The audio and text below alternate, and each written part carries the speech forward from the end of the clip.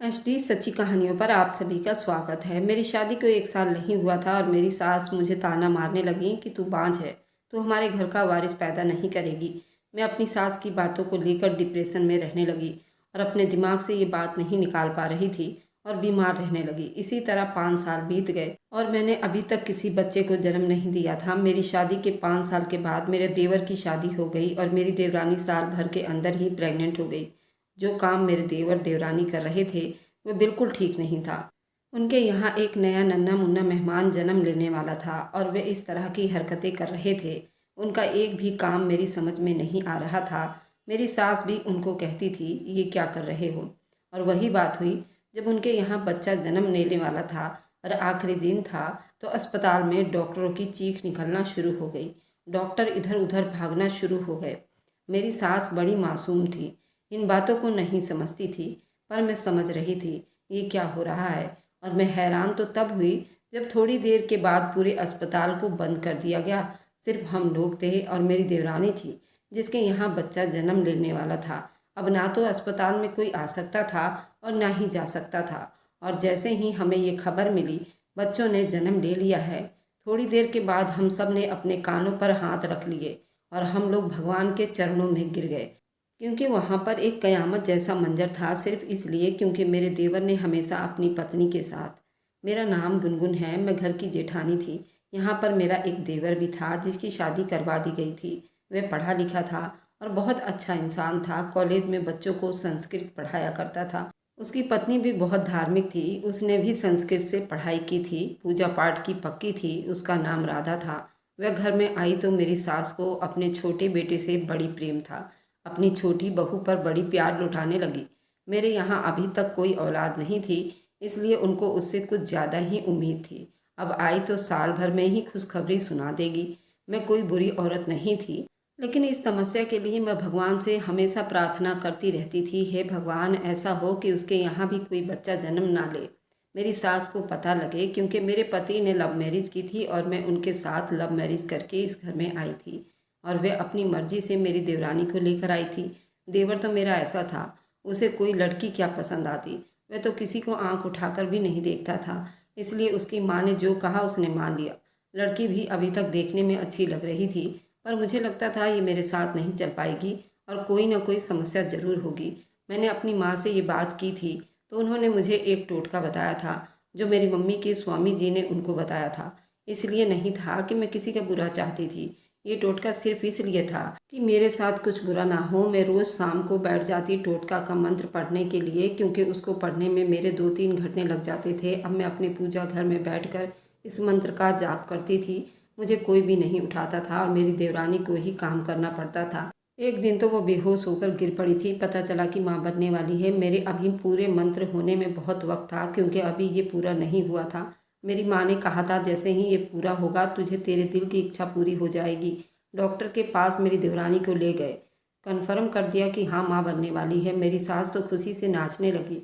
उसकी नज़र उतारती, कभी उसकी बलाएं लेती। वह बहुत ज़्यादा खुश थी। रात हुई तो मैं अपने पति के साथ कमरे में बैठी थी और परेशान थी। उसने कहा कि गुनगुन क्या बात है, क्यों परेशान हो। मैंने उसे बताया कि राधा प्रेग्नेंट है और हमारी शादी को 8 साल हो गए हैं, अभी तक हम पर भगवान ने कोई कृपा नहीं की थी, जबकि हम दोनों के मेडिकल रिपोर्ट बिल्कुल ठीक थे। पता ही नहीं ऐसा क्यों हो रहा था हमारे साथ। मेरे पति ने कहा कि तुम्हारे देवर देवरानी के यहाँ बच्चा जन्म लेने वाला है तो तुम्हें तो खुश होना चाहिए। घर में बच्चा आ जाएगा तो तुम्हारी सास यानी कि मेरी माँ का सारा ध्यान उसी की तरफ लग जाएगी और तुम्हें कोई कुछ भी नहीं कहेगा।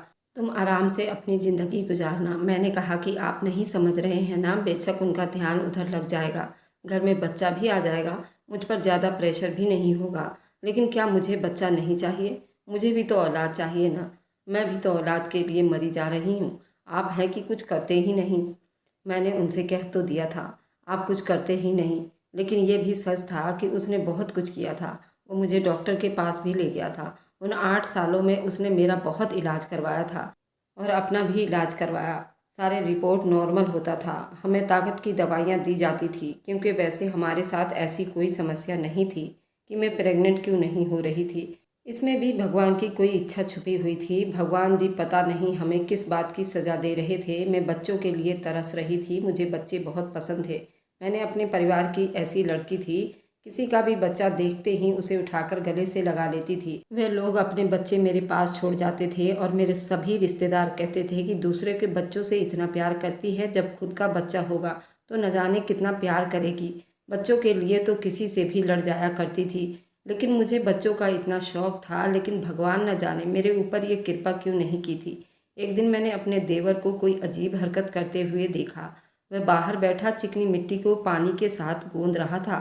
हमारा घर गांव से ज़्यादा करीब था और काफ़ी बड़ा था, लेकिन हमारे घर में मिट्टी की कोई चीज़ नहीं थी जिसके ऊपर मिट्टी का लेप लगाया जाए। मेरा दिल तो किया मैं उसे पूछूं कि क्या कर रहा है, लेकिन मैंने ध्यान नहीं दिया। दूसरे दिन भी यही करता रहा। जब तीसरे दिन भी यही कर रहा था तो मैंने उसकी पत्नी से कहा, संतोष को क्या हो गया है, क्या करता रहता है मिट्टी के साथ। वह हंसने लगी। उसने कहा कि नहीं भाभी, मिट्टी के साथ नहीं खेलते, असल में वो मिट्टी का लेप बनाकर मेरे पेट पर लगा देते हैं, क्योंकि उससे हमारे बच्चे की रक्षा होगी। मैंने कहा, इस मिट्टी का लेप लगाने से किस तरह की रक्षा हो सकती है, ये तुम कैसी बातें कर रही हो। उसने कहा कि हाँ, हमने किसी ज्ञानी आदमी से पूछा था इस काम को संपन्न करने के लिए, और साथ साथ में एक मंत्र भी बराबर पढ़नी है। इससे मेरे होने वाले बच्चे का बहुत रक्षा होगी और उस बच्चे पर हमेशा भगवान की छत्र छाया बनी रहेगी और बच्चा आराम से इस दुनिया में आ जाएगा। और इस टोटका को रोज करने से हमारा बच्चा बिल्कुल सेहतमंद होगा। तो उन्होंने शायद अपने पंडित जी से पूछा है। मैं हैरान हुई। मैंने कहा, मैं तो कभी ऐसी बातों के बारे में नहीं सुना। देखो, इस तरह की हरकतें नहीं करनी चाहिए। तुम लोगों का पहला बच्चा है, जो डॉक्टर कहती है बस वही करो। डॉक्टर को ज़्यादा पता होता है, कहने लगी। नहीं, डॉक्टर तो प्रेग्नेंट औरतों को डरा देती है ताकि उसके पैसे बने। मैं उसकी इस बात से बिल्कुल भी सहमत नहीं थी, क्योंकि वह गवर्नमेंट के अस्पताल में इलाज कराने के लिए जा रही थी और गवर्नमेंट के अस्पताल डॉक्टर के बिना सीरियस कंडीशन के किसी की ऑपरेशन नहीं करते। गवर्नमेंट के अस्पताल में ऑपरेशन करने का कोई अलग से चार्ज नहीं होता। बहुत ज़्यादा सीरियस होता है उसी कंडीशन में ऑपरेशन की जाती है, क्योंकि मैंने भी डॉक्टर से सब कुछ पूछा हुआ था। मुझे नहीं लगता था कोई डॉक्टर जानबूझकर ऐसा करती होगी, और जिस डॉक्टर के पास ये गई थी वह बहुत अच्छी थी। मैंने तो अस्पताल की सारी डॉक्टर को देखा हुआ था, इसलिए मुझे ज़्यादा भरोसा था। उसने कहा था कि इस टोटका को करने से हमारे बच्चे की रक्षा होगी, लेकिन जब से उसका पति ये सारी हरकतें कर रहा था वह बहुत ज़्यादा बीमार रहने लगी थी और सारे घर के काम मुझे करने पड़ते थे। हर तरह से उसकी तबीयत खराब होती जा रही थी। कभी चलती चलती उसकी सांस फूल जाती तो कभी उसकी हालत और ज़्यादा ख़राब हो जाती, और उसका पेट भी बहुत ज़्यादा आगे को बढ़ता जा रहा था। अब तो उससे बिल्कुल भी चला नहीं जाता था, और सिर्फ एक ही बार डॉक्टर के पास गई थी, वह भी शुरू के दिनों में। उसके बाद मेरी सास ने भी मना कर दिया और कहा कि बार बार बच्चों को झाड़ा लगवानी है, डॉक्टर के पास ले जाओ। सब कहते थे कि नहीं, डॉक्टर के पास नहीं जाएगी और ना ही वह अल्ट्रासाउंड करवाएगी, और हमने अल्ट्रासाउंड नहीं करवाना। मैं तो कोई सलाह देती तो बुरी ही बनती। एक दिन मैंने अपनी सास को देवरानी से बात करते हुए सुन लिया। मेरी सास ने कहा कि जब से तेरी प्रेगनेंसी के बारे में पता चला है तब से ही ये रोज़ शाम को ये तंत्र मंत्र लेकर बैठ जाती है, इसलिए तेरी तबीयत खराब हो रही है। ये सुनकर मैं हैरान रह गई, क्योंकि मेरा ऐसा कोई भी इरादा नहीं था। अगर मेरे देवर का बच्चा होता तो वह इस घर का वारिस होता। मुझे ऐसा करने की क्या ज़रूरत थी। मुझे तो बच्चों से बहुत प्यार था। जब से मैंने ये बात सुनी मेरा दिल बड़ा ख़राब हुआ। मेरी सास उसके दिल में मेरे लिए जहर भर रही थी। उसने आगे से कोई ऐसी वैसी बात नहीं की, पर उसके दिल में बात तो डाल दी गई। मेरी सास ने यहाँ तक कह दिया कि ये तो बांझ है, बस तेरी ही औलाद होने वाली है, इसलिए ये सब कुछ कर रही है और तू उसकी कोई बात नहीं मानना। और वे लोग अपने टोटके पर लगे रहे और मैं अपने लिए टोटके करती रही। लेकिन जब मैंने हिसाब लगाया तो मुझे पता चला कि मेरी देवरानी की प्रेगनेंसी का टाइम 9 महीने से ऊपर होता जा रहा था। वह अभी तक डॉक्टर के पास नहीं गई थी। मैंने कहा कि तुम डॉक्टर के पास जाओ, तुम्हारा प्रेगनेंसी तो 9 महीने से ऊपर हो गए हैं और ऐसी औरतों का तो ऑपरेशन ही होता है। मेरी सास ने कहा, तू अपने मुंह से कोई अच्छी बात निकाल ले, बार बार कहती है ऑपरेशन होगा। पता है जिस औरत का ऑपरेशन हो जाए उसमें कुछ नहीं बचता। मैंने कहा कि मम्मी ऐसी कोई बात नहीं है।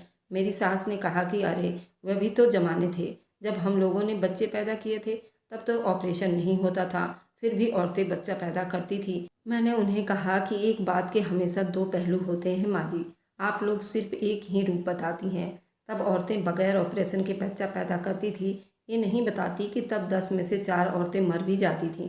बच्चा पैदा करना तो उस वक्त एक ऐसी बात थी जिसमें पहले से ही लोगों को पता होता था कि औरत मर सकती है, क्योंकि उस वक्त ऑपरेशन का ऑप्शन नहीं होता था। मेरी देवरानी ने ये बात सुनी तो ऐसा लगा जैसे उसकी अकल के दरवाजे खुल गए हैं। मेरी सास चुप हो गई। उसने कहा कि हाँ तो क्या हो गया है, मैंने तो अपने आसपास किसी औरत को ऐसे मरते हुए नहीं देखा। फिर भी मेरी सास मेरी बात को सही दिशा की तरफ ले जाने को तैयार नहीं थी। उन्होंने बस अपनी कही बात को साबित करना था, जबकि वे लोग गलत थे। मैंने उसे बार बार कहा कि तुम अस्पताल चली जाओ, तुम्हें कुदरती दर्द नहीं हो रहा है, तुम्हारा ऑपरेशन ही होना है। लेकिन वे भी मेरी सास की मर्जी और इजाज़त के बगैर कैसे जा सकती थी। मुझे तो लगता है उसके 9 महीने से ऊपर 15 दिन बीत गए थे और वह अभी तक फिरती रहती थी और उसकी हालत ऐसी थी, उसको देख कर डर लगता था। ऐसा लगता था पता नहीं उसके साथ कब क्या समस्या हो जाए। एक दिन मेरी सास अपनी बहन के घर चली गई। उनकी बहन का घर दूर नहीं था। कह रही थी कि रात वहीं बिता कर आऊँगी और उसी दिन राधा की तबीयत खराब हो गई।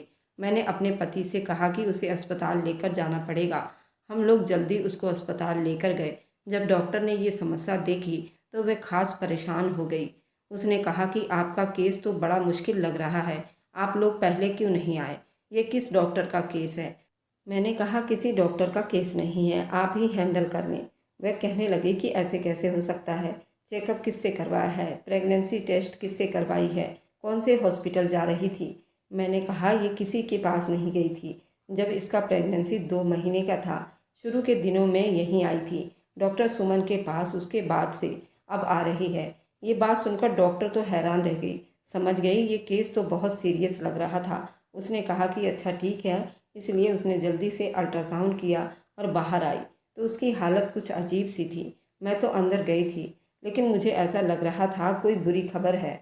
मैंने उससे पूछा कि सब ठीक है? उसने कहा कि अभी तक तो सब ठीक है, एक काम करो, आप बस मरीज के साथ रहो, बाकी सब कुछ मुझ पर छोड़ दो। मैंने कहा कि बाकी सब कुछ क्या? तो कहने लगी आपको नहीं पता, बहुत बड़ा तमाशा बनने वाला है। बस आप लोग परेशान ना होना, जो भी हो रहा है आप लोगों की वजह से ही हो रहा है, इसलिए आप लोग परेशान ना होना और आराम से बैठ जाना। मुझे उसकी बात समझ नहीं आई, यहाँ पर क्या तमाशा लगने वाला था। थोड़ी देर के बाद अस्पताल सील करने की तैयारी होने लगी। मैंने अपने पति से कहा ये तो सब लोगों को यहाँ से भेज रही है, यानी कि बहुत सीरियस कंडीशन वाले लोगों को ही यहाँ पर रख रही है, जिसका यहाँ पर रहना बहुत ज़रूरी था। थोड़ी देर में ही शोर हो गया और हर तरफ खामोशी छा गई। अब यहाँ पर सिर्फ मरीज थे जिनको तन्हाई की ज़रूरत थी। मेरा देवर भी परेशान होने लगा, बार बार भगवान से मदद मांग रहा था और कह रहा था मैंने भगवान से दिन रात प्रार्थना की, भगवान के मंत्र और टोटके किए। अब तो मेरे पति को भी गुस्सा आ गया था। उसने कहा कि तुमने भगवान के तंत्र मंत्र पढ़े, बहुत अच्छा किया, लेकिन टोटकों से कुछ नहीं होता। ये क्या सारे डॉक्टर पागल हैं? पूरी दुनिया पागल है, मेडिकल साइंस कोई मजाक है? अब तुम चुप करके बैठ जाओ। मेरी देवरानी को अंदर ले जा रहे थे, अब भी वो कह रही थी कि मुझे ऑपरेशन नहीं करवाना, बार बार कह रही थी, मेरे खिलाफ बातें कर रही थी। मेरी सास भी वहाँ पर आ गई। पहले तो नर्स उसे अंदर नहीं आने दे रही थी, फिर हमने बताया ये भी हमारे साथ है तो मेरा देवर उनको लेकर आया। मेरी सास के सामने मेरी देवरानी कहने लगी कि भाभी तो मेरा ऑपरेशन करवाना चाहती है, ये चाहती है कि मुझे कुछ हो जाए, देखो तो सही मुझे कहाँ ले आई हैं। और ये लोग भी मान गए हैं। मेरी देवरानी परेशान हो गई। मेरी सास ने मुझे बातें सुनाने शुरू कर दी कि तू चुड़ैल है, हमारे घर के लिए चुड़ैल बन गई है, तू हमारे घर के लिए डायन बन गई है, हमारा बुरा चाहती है। अरे डायन भी 7 घर छोड़कर वार करती है और तू है कि अपने ही घर में ये सब कुछ करवा रही है। वह ये भूल गई कि अगर मैं राधा को वक्त पर अस्पताल ना लाती तो पता नहीं आज क्या हो जाता। डॉक्टर सुमन ये सब कुछ देख रही थी और सुमन भी कह रही थी वह राधा की डॉक्टर थी। जब उसने ये सब कुछ सुन लिया तो मेरी सास को कहा कि आपको शर्म आनी चाहिए, आपकी बड़ी बहू आपकी छोटी बहू की मदद करने के लिए उसे यहाँ लेकर आई थी। आधी रात का वक्त है और आप हैं कि उसके खिलाफ बातें कर रही हैं। आपको पता है आपने अपनी छोटी बहू के साथ क्या किया है? ये तो अभी आपको कुछ देर के बाद पता चल जाएगा। ये तो आज आपको बहुत बड़ी खुशखबरी मिलेगी या फिर अपनी ज़िंदगी की सबसे बड़ी बुरी खबर मिलेगी। उसके बाद आप अपने आप को भी कभी माफ़ नहीं कर पाओगी। मेरी सास ने कहा डॉक्टर साहब आप कैसी बातें कर रही हैं, क्या बात है मुझे बताइए तो सही। डॉक्टर को भी गुस्सा आ गया, क्योंकि उसको पता था कि कौन ठीक कह रहा है कौन गलत कह रहा है। पता चल जाएगा, आपको बस चुप करके बैठ जाओ। वह राधा को अंदर ले गए। अब वह भी कुछ न बोली, लेकिन हम सब परेशान हो गए। वैसे इस तरह के ऑपरेशन में आधा घंटा या 1 घंटा लगता है, लेकिन बैठे बैठे 2 घंटे बीत गए थे और अभी तक बाहर कोई डॉक्टर तो क्या, कोई नर्स भी नहीं आई थी। अजीब बात था, अजीब शोर था। कभी एक डॉक्टर अंदर जाता तो कभी दूसरा डॉक्टर जाता था और हर तरफ शोर अफरा तफरी मची हुई थी। 3 घंटे के बाद एक नर्स बाहर आई और उसने बस इतना कहा कि अभी ऑपरेशन चल ही रहा है। हम ये सुनकर हैरान रह गए कि 3.5 घंटे से ऑपरेशन चल रहा है, जबकि ये ऑपरेशन तो ज़्यादा से ज़्यादा आधे घंटे का होता है। इसका मतलब कि कुछ गड़बड़ ज़रूर था। बच्चों की आवाज़ भी तो नहीं आ रही थी। बच्चे तो रोते हैं, आवाज़ ज़रूर आती है। थोड़ी देर के बाद बच्चों की आवाज़ तो ना आई, लेकिन डॉक्टर के चिल्लाने की आवाज़ आई। हम लोग डर गए। हम पहले ही बड़े परेशान थे और भगवान से प्रार्थना करने लगे, सब ठीक हो, हमारे परिवार में कोई मुसीबत ना आए, हमें कोई बुरी खबर सुनने को ना मिले। हमारे अंदर इतनी हिम्मत नहीं है, हम बुरी खबर नहीं सुन सकते। अभी तक राधा का ऑपरेशन चल रहा था और ऐसी बुरी खबर की सोच आते ही दिल बहुत तेज घबरा रहा था। अभी उसकी शादी को 1 साल भी नहीं हुआ था। वह जवान थी, खूबसूरत थी। भगवान न करे उसके साथ कुछ बुरा हो। राधा के माँ बाप को क्या जवाब देते? किसी ने भी उसके माँ बाप को फ़ोन नहीं किया था। उसने खुद कहा था कि अभी नहीं बताना। वैसे भी अस्पताल में किसी को आने की इजाज़त नहीं थी। अगर उनको बताते तो वह भी यहाँ आने की कोशिश करते। और डॉक्टर ने कहा था अब ना तो अंदर से कोई बाहर जाएगा और ना ही बाहर से कोई अंदर आएगा, क्योंकि अगर ये सब कुछ मीडिया वालों को पता चल जाएगा तो यहाँ भीड़ लग जाएगी। आखिर ऐसा भी क्या हो रहा था? वही बात हुई। पता नहीं कितने घंटे बीत जाने के बाद डॉक्टर बाहर आई। उसने कहा कि आपकी बहू की जान खतरे से बाहर है, फिलहाल वे अंदर ही हैं, लेकिन कल सुबह हम उसको दूसरे रूम में शिफ्ट कर देंगे। हमने भगवान का बहुत धन्यवाद किया। राधा तो ठीक है, लेकिन अब दूसरा सवाल हम सबका यही था कि बच्चा कैसा है। वह कहने लगी कि बच्चा नहीं, बच्चे हैं। ये सुनकर हम बहुत खुश हुए। हमें लगा कि 2 बच्चे हुए हैं, यानी कि जुड़वा बच्चे हैं। ये तो बहुत खुशी की बात थी, जुड़वा बच्चे हुए थे, उससे अच्छी बात और क्या हो सकती थी। मेरी सास ने कहा कि मैं और संतोष जाएंगे, तुम दोनों यहीं बैठो। डॉक्टर ने कहा कि नहीं, आप दोनों को भी आने दे, क्योंकि उन दोनों की ज़रूरत पड़ेगी। उनकी बात हमें कुछ समझ में नहीं आई। हम सभी डॉक्टर के पीछे चल पड़े और वह हमें बच्चों की नर्सरी में ले गए। यहाँ तो बच्चे ही बच्चे थे और इसमें से हमारे वाले बच्चे कौन थे फिलहाल समझ नहीं आ रहा था। डॉक्टर आगे बढ़ी। उसने 3 बच्चों के तौलियों को एक साइड में कर दिया। 3 बच्चे पैदा हुए थे, यानी कि ट्रिपल बच्चे। ये तो बड़ी अच्छी बात थी। इसमें से 2 बेटे थे और एक बेटी लग रही थी। उसने तीनों को झूले में एक साइड पर कर दिया। वह 3 वाले एक साइड पर हो गए और बाकी कुल 14-15 झूले थे जो एक साइड पर पड़े हुए थे। मैं ही बोली, मैंने कहा डॉक्टर क्या ट्रिपल बच्चे हुए हैं? मैं ज़रा पढ़ी लिखी थी, इस वजह से डॉक्टर मुझसे ज़्यादा बात कर रही थी, क्योंकि जो लोग अस्पताल में काम करते हैं उनकी एक मेडिकल भाषा अलग होती है और वही बार बार बोलते हैं, जिनको समझने के लिए इंसान को पढ़ा लिखा होना चाहिए। जैसे उन्होंने कहा था कि हमने आपकी बहू को खून और ताकत की सुइयाँ वगैरह लगाई है, अभी उनको बार बार ड्रिप लगती रहेगी। और कह रहे थे उसको ज़्यादा से ज़्यादा ब्लड की ड्रिप लगाई जा रही थी ताकि उसको खून की कमी ना हो। डॉक्टर ने कहा जी नहीं, ये तीनों आपके बच्चे नहीं हैं। जब उसने ये बात कही तो हम इस कदर परेशान हुए। उसने कहा कि जो साइड पर आपके बच्चे नज़र आ रहे हैं ना, ये सब आपके बच्चे हैं। हमारे लिए खुशखबरी थी या बुरी खबर, हमें समझ नहीं आ रही थी। डॉक्टर मजाक क्यों करेगी भला? वह मजाक करने के मूड में तो नहीं लग रही थी। डॉक्टर का हमारे साथ क्या मजाक था? मेरी सास ने कहा क्या मतलब? मैंने कहा कि टोटल कितने बच्चे हुए हैं? डॉक्टर ने कहा कि 14 बच्चे हुए हैं आपकी देवरानी के, जिसमें से 10 बेटियां हैं और 4 बेटे हैं। ये बात सुनकर ऐसा लगा मेरी सास तो बेहोश हो जाएगी। मैंने भी अपना सर पकड़ लिया। मेरे पति ने मुझे सहारा दिया, कहा संभालो अपने आप को। मैंने कहा कि 14 बच्चे, मेरे देवर की हालत क्या थी उस पर तो मैंने गौर नहीं किया। फिलहाल वह परेशान था। डॉक्टर ने कहा कि हाँ, तभी तो इतना वक्त लग गया और अस्पताल को भी सील करना पड़ा, क्योंकि ऐसी खबर बहुत जल्द बाहर फैल जाती है। मीडिया वाले यहाँ आ जाएंगे, तस्वीर बनाना शुरू कर देंगे, लेकिन लोगों का अपना सीक्रेट भी होता है। वह आप लोग तो मुझे वैसे भी धार्मिक टाइप लग रहे हैं, इसलिए हम लोगों ने मना किया। हमें पहले से ही पता होता है कि समस्या किस तरह हैंडल की जाएगी, तो हम हर चीज़ को संभालने की सहूलियत रखते हैं। इस साइड के झूले के 14 बच्चे आप लोगों के हैं, ये हैं आप लोगों के बच्चे। और यहाँ पर 3 औरतों के और बच्चे हुए हैं, वे सिंगल बच्चे हुए हैं, जो कि 3 बच्चे हैं और बाकी सारे तुम्हारे बच्चे हैं। उसके अलावा इस अस्पताल में फ़िलहाल नर्सरी में कोई बच्चा नहीं है। मैंने बच्चों को देखा तो बच्चे ज़्यादा सेहतमंद नहीं थे, कुछ बच्चे बहुत कमज़ोर थे। डॉक्टर ने कहा सारे बच्चों का वजन एक सा नहीं है, कुछ बच्चे ऐसे हैं जो सिर्फ 1 किलो के हैं, यानी कि बहुत कमज़ोर हैं। इसलिए आप लोग ये भी दिमाग में रखिएगा कि भगवान उन बच्चों के साथ अच्छा करे, लेकिन किसी भी समस्या के लिए आपको तैयार रहना होगा। हम लोग इसी तरह इस बात को हजम करके डॉक्टर की बात सुन रहे थे कि चलो 14 बच्चे हुए, हमारे परिवार के बच्चे हैं, राधा और संतोष के बच्चे हैं, हम पांचों मिलकर संभाल लेंगे। जब मेरी सास ने अचानक से अपना सीना पीटना शुरू कर दिया, उसने कहा हमने तो सिर्फ एक बच्चा मांगा था, इसने तो पूरी फौज पैदा कर दी। 14 बच्चे पैदा करके बैठ गई है, कौन पालेगा इन बच्चों को, कौन खर्चे पूरे करेगा, 14 बच्चों के कपड़े कौन बनवाएगा, दूध कहाँ से आएगा, खुद तो नहीं पिलाएगी इतने बच्चों को दूध, क्या होगा इन बच्चों का।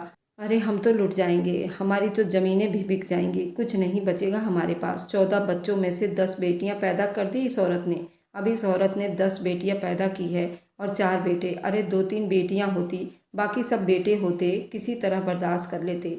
10 बेटियों की माँ बनी है। डॉक्टर को भी मेरी सास पर इतना ही गुस्सा आ रहा था जितना मुझे आ रहा था।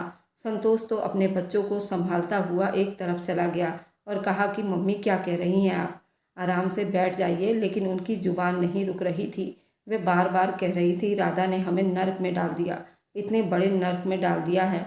2 बच्चे पैदा कर देती, 3 बच्चे पैदा कर देती, अरे 4 बच्चे पैदा कर देती। अरे उसने तो बच्चों की लाइन लगा दी, एक साथ हमारे यहाँ पर 14 बच्चे। ये सब देखकर मेरी सास बहुत गुस्सा हो रही थी और बार बार यही चिल्ला रही थी, अब हम क्या करेंगे, कैसे संभालेंगे इन बच्चों को, पैसा कहाँ से आएगा। संतोष मेरा देवर बार बार कह रहा था कि भगवान ने हम पर अपनी कृपा दिखाई है, कोई ना कोई रास्ता जरूर निकल जाएगा। लेकिन मेरी सास बात को समझ नहीं रही थी। राधा 16 दिन तक अस्पताल में रही और बच्चे भी उसके साथ। बाद में हम सब उसे घर ले आए और वह भी बड़ी परेशान थी। मैंने उसे कहा मैं हूं ना तुम्हारे साथ, क्यों ना मैं राधा को संभालती और बच्चों को भी। मैंने अपनी बहनों को घर बुलाया। मेरी 4 बहनें थीं और राधा की भी 2 बहनें थीं। अब हम कुल मिलाकर 11 लोग संभालने वाले थे और हमने 14 बच्चों को संभालना था। मैं ये नहीं कहती कि ज़िंदगी बड़ी आसानी से बीती, बहुत मुश्किल हुई, पर हम लोगों ने मिलजुल कर सबको संभाल लिया। और रही बात पैसों की, तो मेरे देवर ने अपने हिस्से की ज़मीन बेच दी। आज इस बात को 2 साल होने वाले हैं। अब बच्चे 2 साल के हो गए हैं, खुद से खाते पीते हैं, खेलने भागते हैं। मेरी देवरानी कहती है ये सारे बच्चे सिर्फ मेरे ही नहीं, आपके भी हैं। मुझे तो बच्चों से वैसे भी बहुत प्यार था कि मैं एक बच्चे को तरसती रही, और कहाँ अब मेरे घर में बच्चों के भरमार हो गया है। कभी कभी हम लोग बहुत ज़्यादा परेशान भी हो जाते हैं, रोना भी शुरू कर देते हैं, लेकिन फिर भी हम हिम्मत नहीं हारते। लोग भी हमारी मदद करते हैं। डॉक्टर साहब ने एक एनजीओ से हमारी जान पहचान करवा दी थी। ऐसा नहीं कि ज़रूरत से ज़्यादा होता, लेकिन ज़रूरत पूरी हो जाती।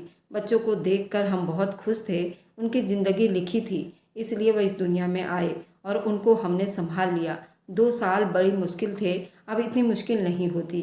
खुद खाने पीने वाले हो गए थे। हमारे गांव में होने वाला एक नया अजूबा था, उसकी कहानी सुनाकर मुझे फिर से ये सब कुछ याद आ गया। और अब भगवान की कृपा है, सब कुछ ठीक है। अब भगवान की कृपा है, ऐसा कोई दिन नहीं बीतता कोई भी बच्चा भूखा सोया हो या उसे खाने को सही से कुछ ना मिला हो। मेरी सास का व्यवहार वैसा ही है, धूप छाँव जैसा ही था। कभी कभी ठीक हो जाती थी, कभी कभी बातें करने लगती, लेकिन अब हमें उनकी बातें सुनने की आदत हो गई थी। अगर आपको आज की कहानी पसंद आई है तो वीडियो को ज़रूर लाइक कीजिएगा और अपने दोस्तों के साथ शेयर भी कीजिएगा। और हाँ, अगर आपने अभी तक हमारे चैनल को सब्सक्राइब नहीं किया है तो ज़रूर सब्सक्राइब कर लीजिए। मिलते हैं हम अपनी कल की एक नई दिलचस्प कहानी के साथ। मुझ पर सदा अपना प्यार और स्नेह बनाए रखें। सभी को मेरा प्यार भरा नमस्कार दोस्तों।